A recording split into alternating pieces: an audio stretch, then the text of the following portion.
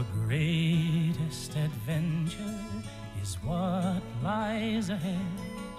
Today and tomorrow are yet to be said. Hello everyone, no one of consequence here, back again with a new video. This is episode 40 in the series, which recounts my ongoing Dungeons & Dragons campaign, which is now in its 9th year. If this is your first visit to my channel, you might want to go back and start with part 1 of this series so that everything will make more sense. So, as always, spoiler alert, in this video I will be revealing details found in this adventure module. And also, just as a reminder, this is the current makeup of the adventuring party. Where we left off last time, the characters were in the rock tunnels below the glacial rift of the frost giant, and the characters had just managed to clear a boulder-blocked tunnel, revealing a passageway beyond. So the characters soon entered a large cavern in which they discovered a pile of coins, jewelry, weapons, etc. lying on the floor.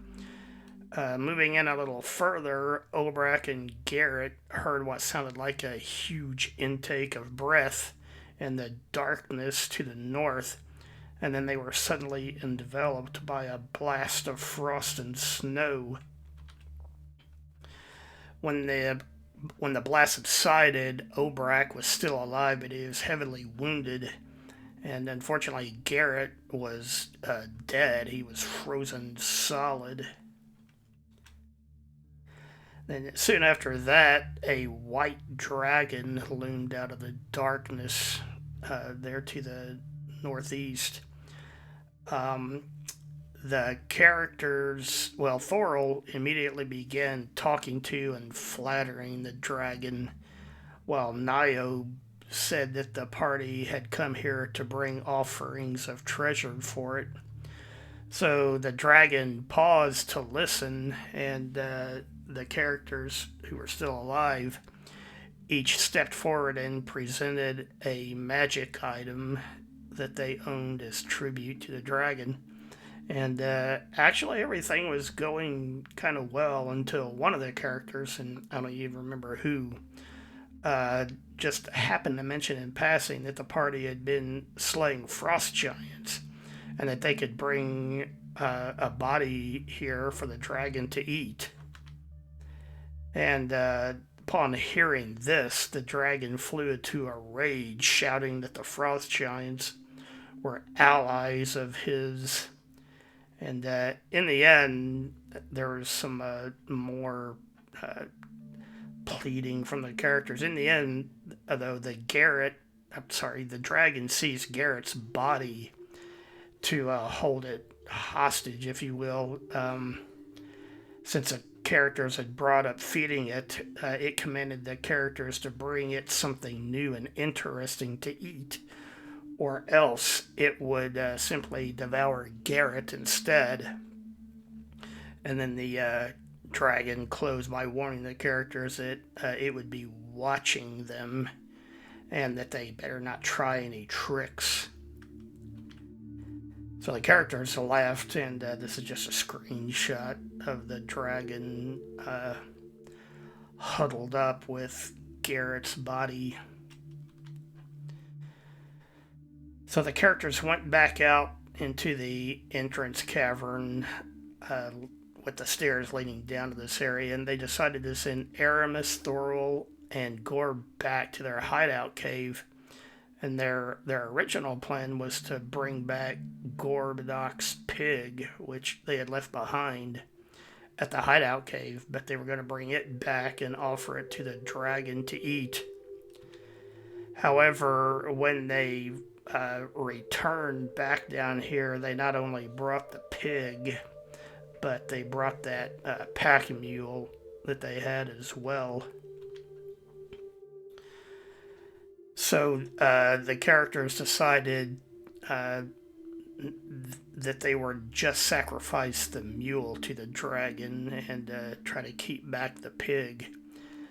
And then somehow, and I don't remember the exact process, but they came up with the idea that the animal might be more appealing if it was a cow instead of a mule. And so Thorol cast polymorph on it to turn it into a cow. And the mule failed its saving throw versus a spell, and so was transformed into a milk cow.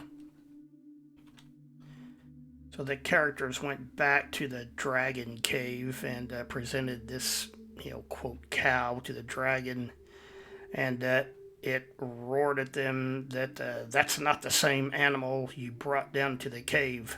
I warned you that I would be watching and that you better not try any tricks. So the dragon once again fired its breath weapon, but even worse, there was a second breath weapon that came down from the north, and it only now did they realize that there were actually two dragons down here, not just the one. So Thorol and Varys were killed in the initial flurry of breath weapons, and the cow / mule and the pig were killed as well.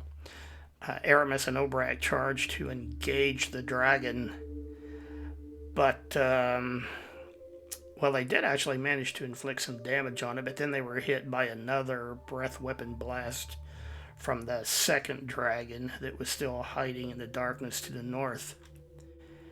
And Varys managed to survive the attack, but Obrak did not, and now he was dead and frozen as well. Meanwhile, Niobe tried to pull Varys' body back to the cavern's entrance, but she was unable to do so because he was frozen to the ground in that spot.